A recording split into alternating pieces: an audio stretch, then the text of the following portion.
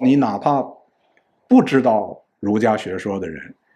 这个实际中国人他的这个基本这个理念、基本的行为都是受这个影响，所以叫它叫制度基因。就是这制度基因，就是他已经离开了那个东西，儒家学说自己了，它已经成了世世代代大家形成的社会共识，必须下级服从上级，必须儿子服从老子，必须女人服从男人。孔孟之道里没有人权的概念，你找不到这东西。这个当我说这个儒教是人造的时候呢，是针对跟基督教做对比，就是儒教实际上呢，早在这个秦始皇焚书坑儒的时候就已经儒家学说灭了，相当一部分的所谓的孔孟之道是刘歆发现的，刘歆发现的，所以早在东汉的时候就已经是有大量的文献是他发现的，这跟这个基督教可不一样。中国人普遍并不知道佛经，人们只知道去烧香、去拜佛，但是到底原理是什么是说不出来的。然后呢，共产党呢推出来的这些英雄等等，也是从他那个丰盛那儿来的啊。然后呢，自从列宁死了，就开始了这种大规模的给领袖的个人崇拜，皇帝都没有做过这。这是就是宗教里才有的东西的。林彪的一些很特别的一些说法，都是重要的口号。而林彪的那些说法不是林彪发明的，是因为林彪在苏联待了1年多，那1年多正是斯大林个人崇拜最棒的时候，他学的，他在苏联就学了这一套。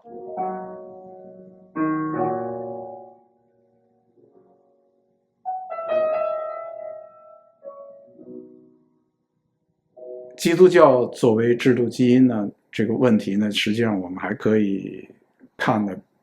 就是更大一点的角度看，就是这个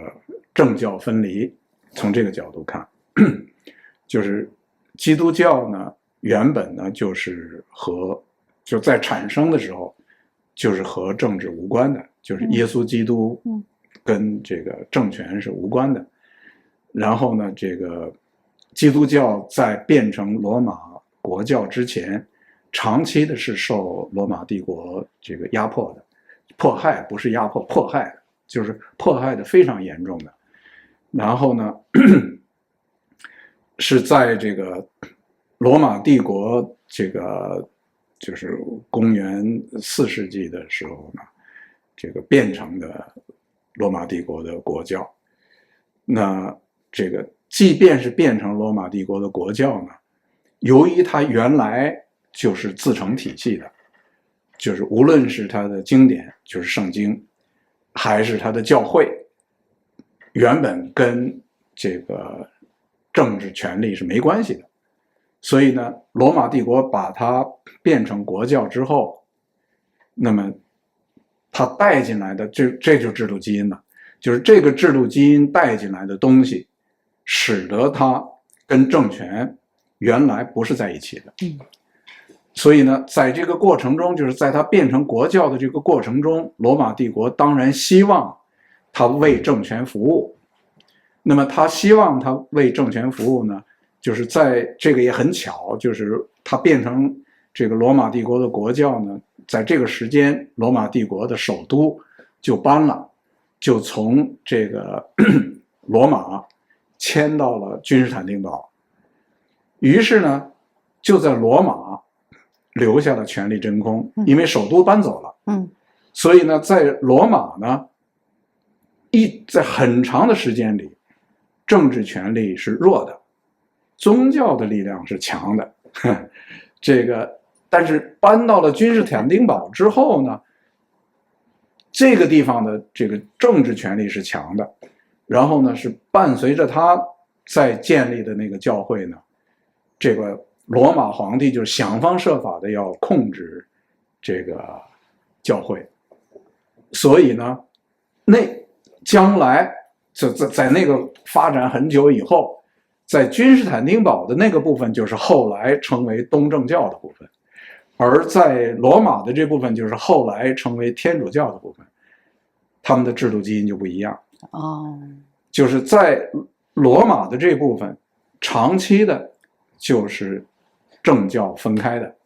因为这个宗教的力量，刚才我讲了，原本它就是独立的，这就是制度基因的很重要的部分。而那个部分它一过去，就是政治上就是拉着它弄的，然后那个教会教堂造的非常非常的辉煌啊，都是罗马帝国的钱弄的。你在罗马这边呢是靠这个信徒那个捐的钱，那边呢是这个罗马帝国的直接的钱。当然我也不是说这个罗马这边没有罗马帝国的钱，也有，但是就是这边信徒更重要，那边呢就是政权更重要。所以呢就是东正教那边的整个的发展过程就是更趋于政教这个合一，它不是完全合一，而且政教合一的这个词，西方文字的词，这个词是来自拉丁，然后再从拉丁变成英文词，那个词的词根说的就是两个东西，一个是教皇，一个是凯撒大帝，这俩词儿拼在一块儿叫政教合一，就是这个教皇跟凯撒大帝合成一个了，实际上从来也没合成一个，就是即便是东正教从来也没真合成一个，原因就是这个制度基因。这制度基因是什么东西呢？第一，圣经是世俗没有办法改的，圣经就是圣经，就是哪怕这个皇帝要控制教会，无论他如何控制教会，圣经就是圣经，皇帝不能改圣经。这个跟这中国的儒教就是两回事啊。然后再一个呢，就是他控制教会呢，但是教会有自己的一整套的程序，有一整套自己的组织，他那个控制呢是在存在教会的一整套的结构的背景下来控制，而不是说教会是政府的一部分，从来它也不是一部分。这个就跟儒教又不一样，就等会儿我再讲儒教。所以这就是制度基因。而当我讲这个俄国东正教的时候呢，俄国东正教呢是从君士坦丁堡传到俄国去的，传到沙俄去的，所以俄国的东正教呢又有俄国东正教自己的特点，就是它比君士坦丁堡的东正教呢更政教合一，就是尤其是彼得大帝之后，就是彼得大帝直截了当的就决定了，就是以后这个宗教的首脑，教会的首脑是他来任命。就是仍然我刚才讲的，彼得大帝再大能耐，他也不能动圣经，这不是他能干的事儿。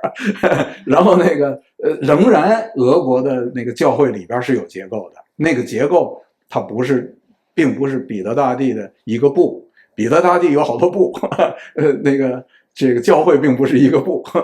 是有自己的结构的。但是呢，就是这个俄国东正教直接为沙皇服务到了这个很这个彻底的程度，使得后来就是这个布尔什维克党使用各种手段的时候，他要用东正教的手段，所以我叫它制度基因。就是比如说这个共产党的好多的这个，就是共产党怎么能够穿透社会，怎么能够在社会上有全面影响，那么它是从俄国东正教里这个来的大量的这个方式，而这个方式之所以起作用，是因为俄国人都信那个。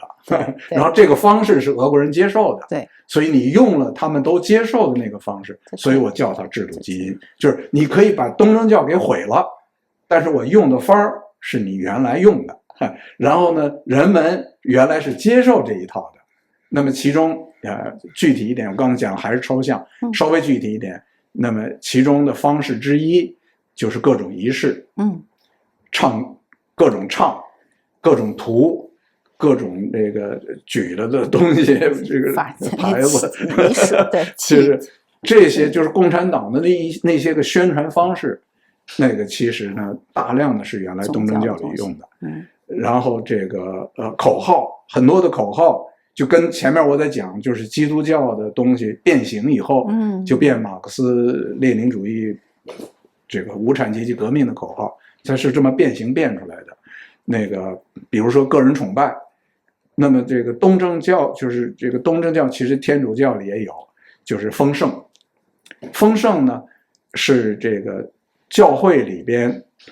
实际是个人崇拜，但是他那个个人崇拜呢，崇拜的是死人，是以死人为榜样，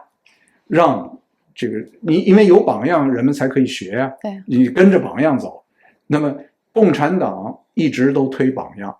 共产党推榜样就是从这儿来的，劳模。对。然后呢，共产党呢推出来的这些英雄等等，也是从他那个丰盛那儿来的，丰盛来的啊。然后呢，自从列宁死了，就开始了这种大规模的给领袖的个人崇拜，都是从这个宗教里来的，就是从宗教里学来的这个法儿。那个实际就是丰盛丰到特别高水平的，就是这个性质。然后他就把它用到活人身上了，那不就更好使了吗？所以第一个用到活人身上就是斯大林，然后中国的毛泽东都是跟他那一套来的，但是这一套原始是来自于就是东正教，而这个为什么中国古代这个帝制不是呢？因为皇帝不需要这样的个人崇拜，而且皇帝从来没有做过这种个人崇拜性质的这种宣传，就是这种以宗教方式进行的这种宣传，皇帝都没有做过这个。这是就是宗教里才有的东西。那么尤其是这个中国的文化革命时候的使用的一系列的手段，实际上都是从苏联抄去的，就是中国人普遍是不知道的。一系列的就包括那些口号是直接从苏联稍微变了一下就过来的。林彪的一些很特别的一些说法都是重要的口号，而林彪的那些说法不是林彪发明的，是因为林彪在苏联待了1年多，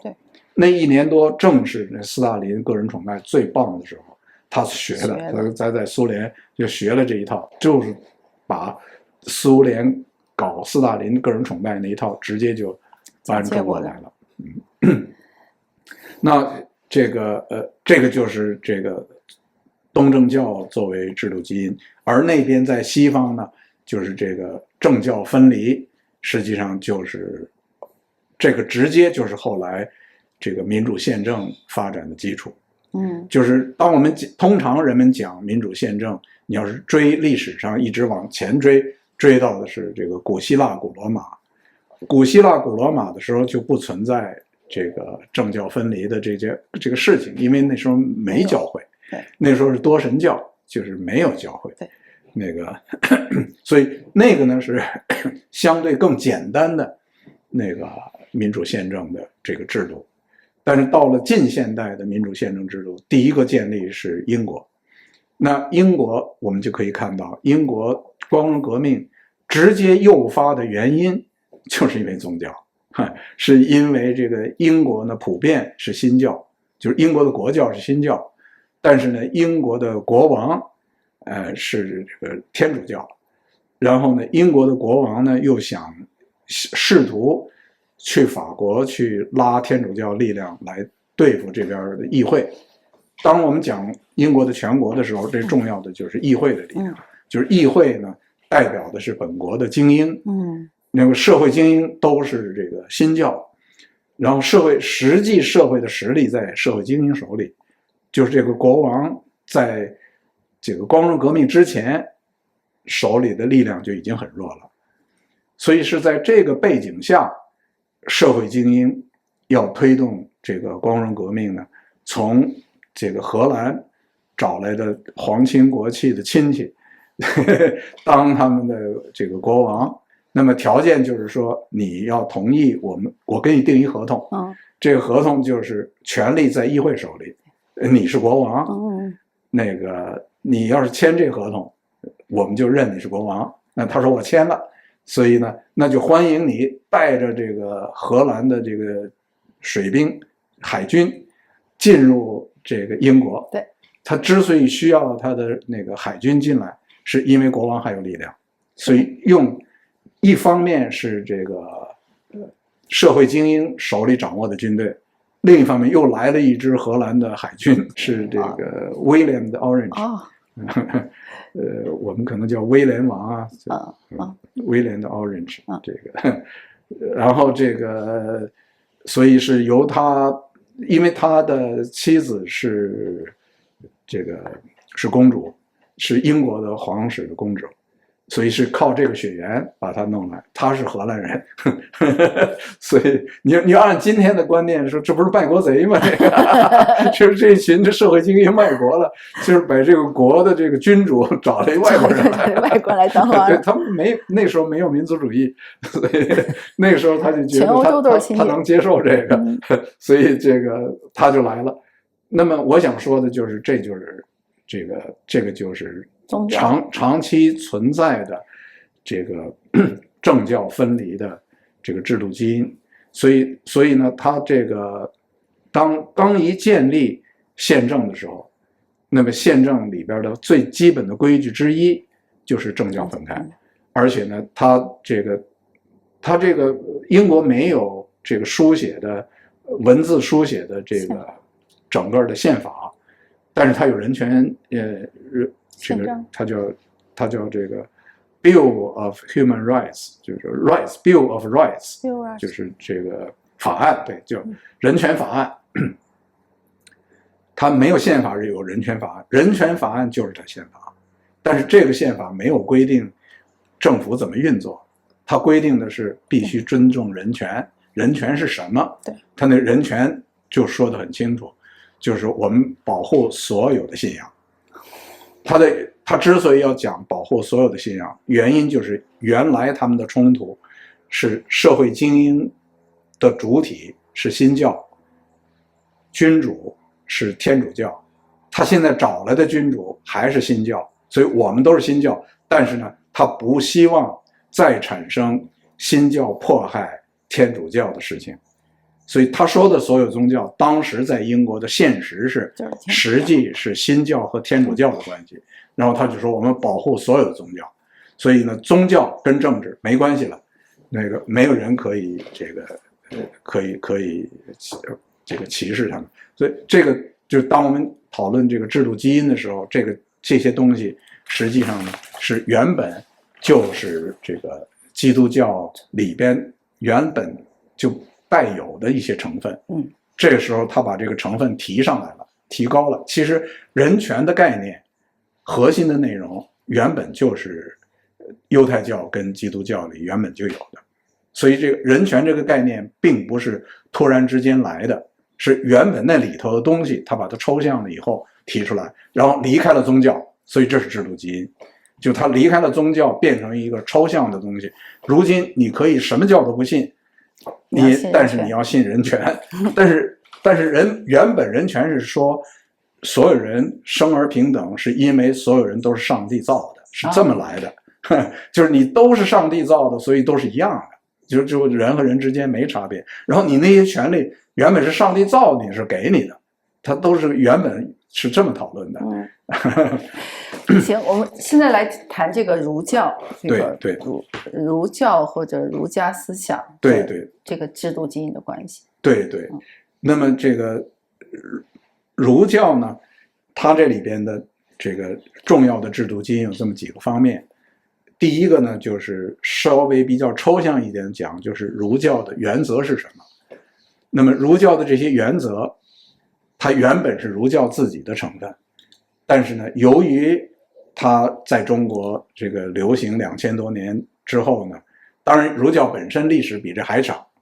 但是我们就是说从这个汉开始算起，这个因为是汉时候，这个独尊儒术嘛，从那儿开始，从那个算起2000多年，这个影响这个非常的大，所以以后你哪怕不知道儒家学说的人，这个实际中国人他的这个基本这个理念、基本的行为都是受这个影响，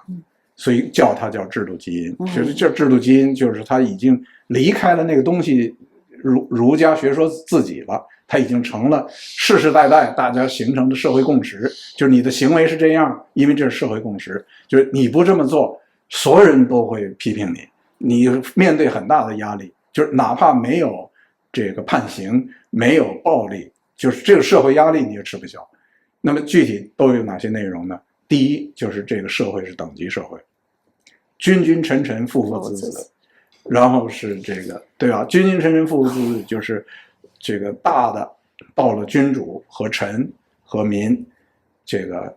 小的到了家庭，家庭里这个老子就是这个头，这个儿子就在老子之下，女人在男人之下，这就是这个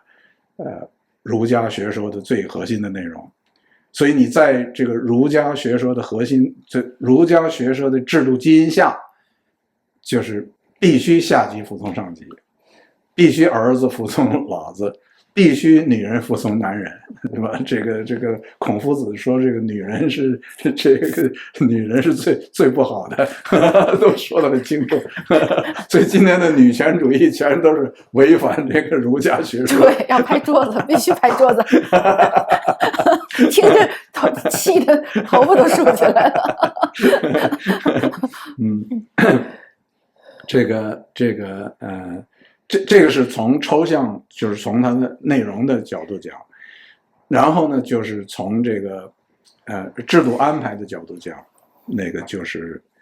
实际上它这个抽象的东西本身就为这个制度奠定了基础，就是为这个制度，就是人们会认为天经地义的就是上下关系，下边必须服从上面，天经地义的，就是已经在人脑子里觉得只能是这样，没有别的路。实际上，它为什么只能是这样？是因为都这个2000年洗脑世代的洗脑变成这样的，是这个。然后另一面呢，就是这个制度安排，就是说这个哪儿来的这个儒教，就是通常呢，这个人们在讨论，比如说中国思想史或者中国哲学史，或者是这个儒家学说的专家，那么通常呢会认为这东西是几乎是天经地义的。这个所谓天经地义的呢，指的就是这个孔夫子啊、孟夫子啊，然后其他的这些圣人呢，是这么来的。然后这个哲学思想呢是1、2、3、4、5，就是都是他们弄的。但是如果我们回到历史上去看，历史不是这样的，就是回到历史上去看，所有我们今天知道的孔孟之道，并不是原始的孔孟著作，两回事儿。这个实际上我们今天知道的孔孟之道或者叫儒教是人造的，而不是因为当年的这个，当然人也说那这个基督教也是人造，但是这个跟基督教那就是两回事儿。基督教那个我就不叫它叫人造的，因为是耶稣基督。这个当然我不是基督徒了，所以我不会说耶稣基督这个和这个上帝这个是三位一体，这我不会说这些话。但是呢，耶稣基督呢，他是这个真诚的传播这个福音，福音我借用他们的词吧，这个，然后他这个受到这个迫害，那个被钉十字架上这个去世，然后是他的信徒们这个跟着把这个东西这个推动，然后没有人知道这个东西后来会怎么样。然后是这么多，就是前赴后继，多少代人经过这个几百年的努力，然后呢，这个是已经在这个地中海周围造成了巨大的影响之后，从相当大的意义上讲，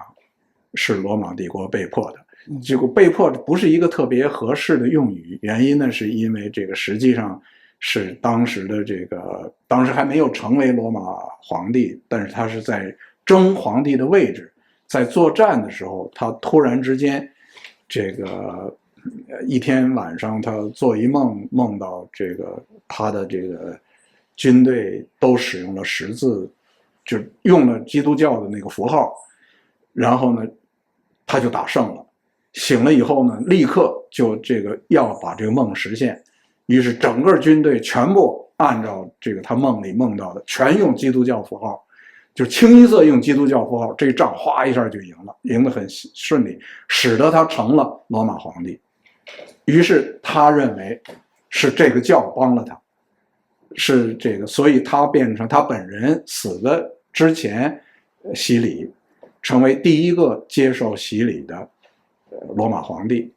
是他之后的皇帝把基督教变了国教，但是是由于他这么变过来的，所以我说被迫不是最合适，但是呢，他为什么那个时候会使用基督教的符号，是因为基督教已经非常流行了，已经是大量的社会精英都信那个东西，军人里大量人信那个东西。那个过去这个罗马帝国是镇压的，然后呢是在他这个之前已经有了正式的罗马帝国的这个颁布的罗马皇帝颁布的法令，解除了对解除了对基督教的这个禁止，那个使得它就更大规模的发展。而它之所以解除禁止，就是因为已经发展的势不可挡了。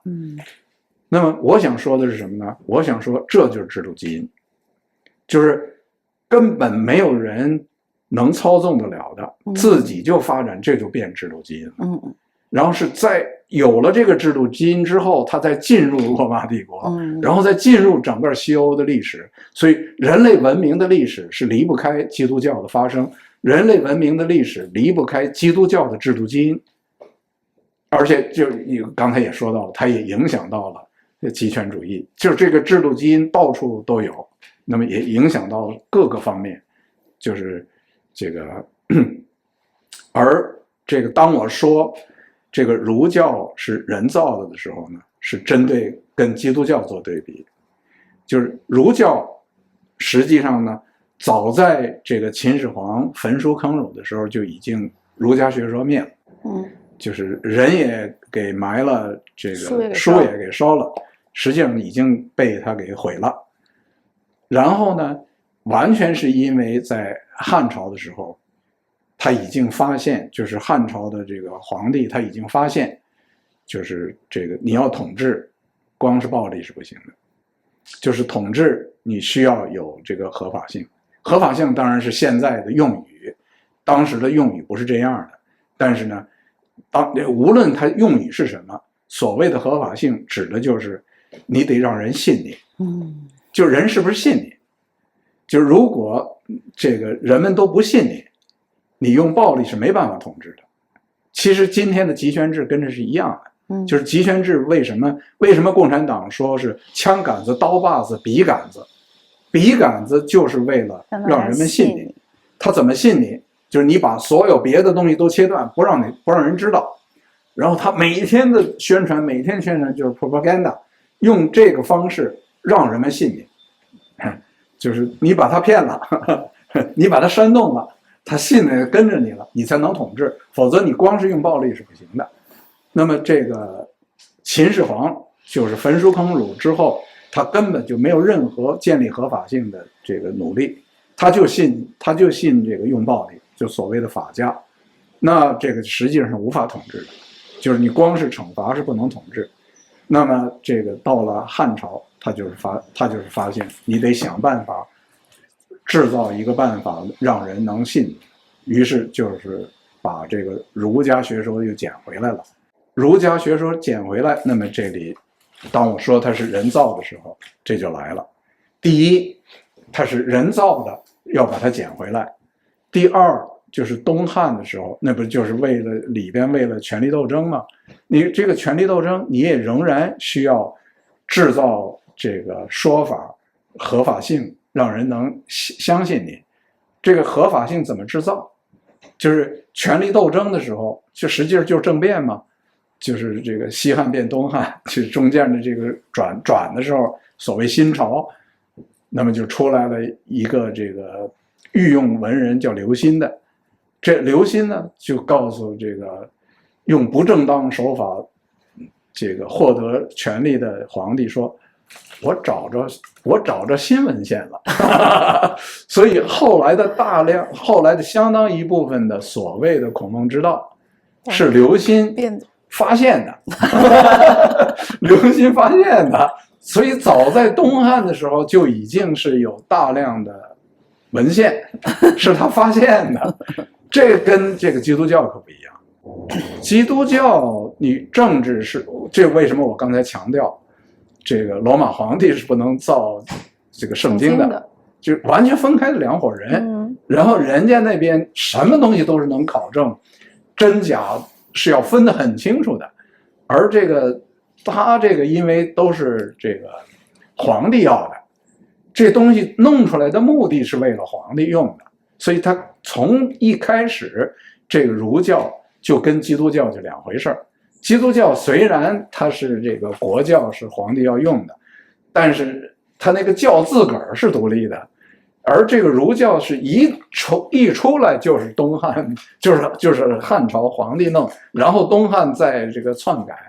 那么我为什么可以这么说呢？原因就是因为这个是早在这个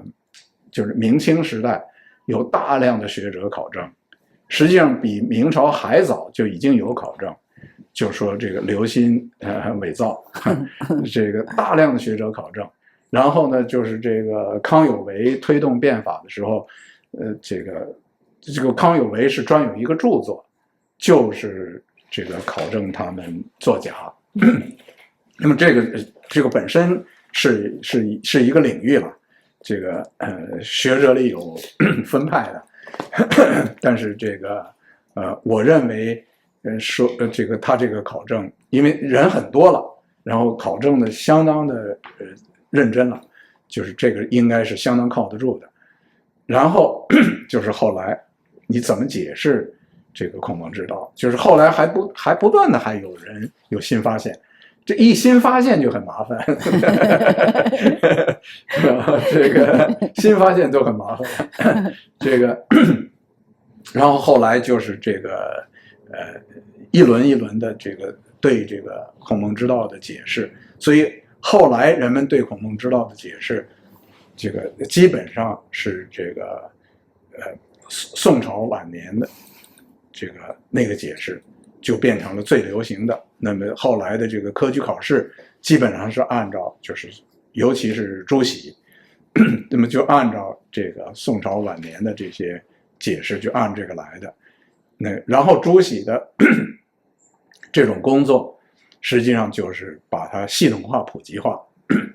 就是什么三纲九常等等等，就变得都是非常非常的这个上口呀，非常通俗易懂啊，条理化呀，让人容易背下来呀，这个变得很清楚啊，就是原本